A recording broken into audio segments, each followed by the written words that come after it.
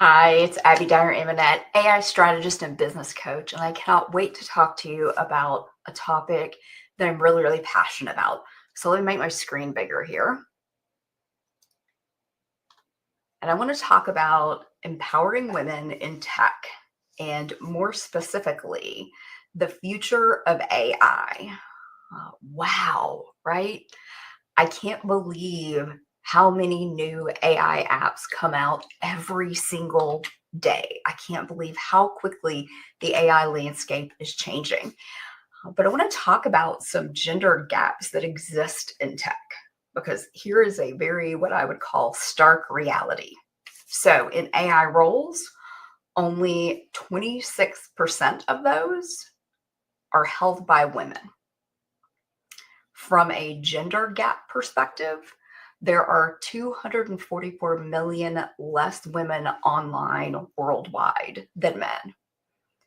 And if we were to start today and generally step towards parity, it would take us 176 years to get gender parity when it comes to tech leadership.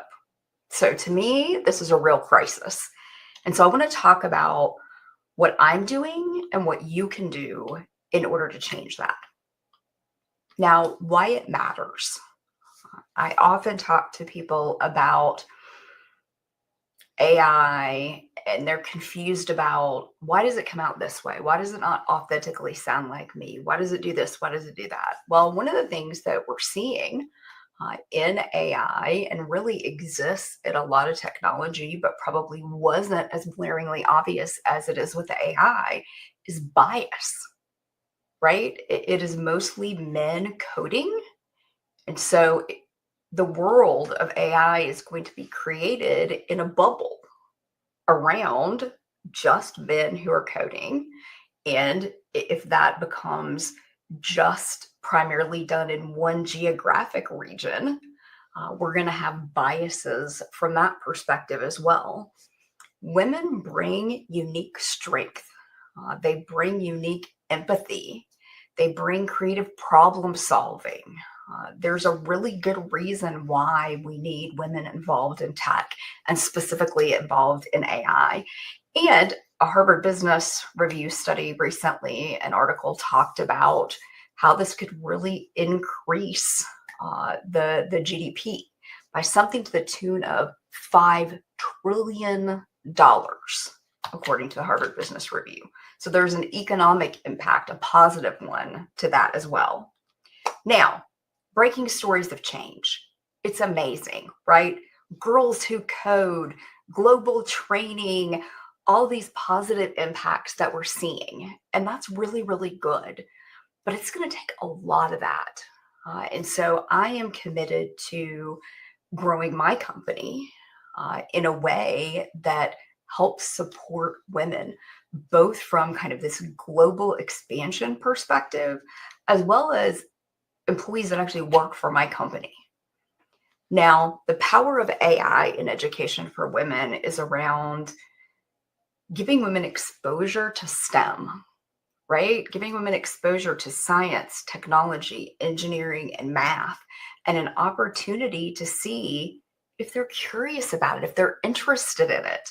And I can tell you that as we do this in schools, we see more and more young women who are interested in one of those STEM sorts of opportunities. There are absolutely global networks, but we need to continue to grow that. We need to continue to give exposure. I work in my local area with an organization called Girls Inc. And I am committed to helping them with an entrepreneurial program.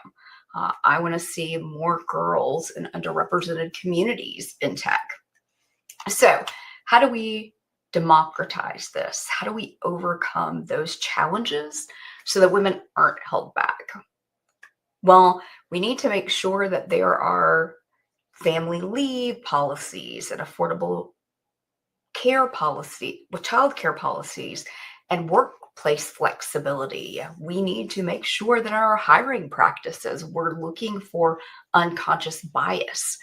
We need to continue to work towards the gap that still exists in managerial roles, not evenly being distributed across different types of people, not just women, all different kinds of people.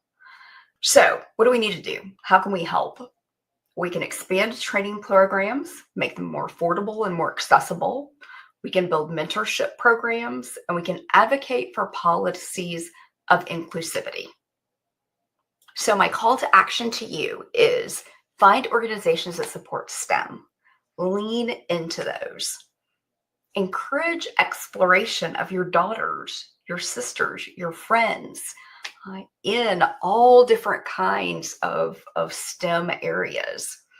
And also demand that we keep AI in an ethical frame and that we make sure that unconscious bias and any other thing that might send our information in a biased direction, that we're really addressing that.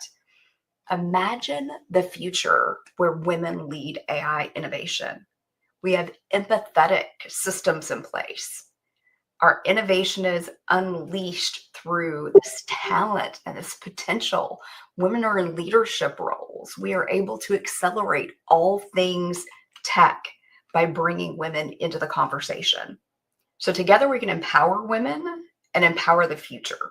I absolutely believe that when women rise, everyone rises, and that we want to unlock the power of AI from a feminine perspective.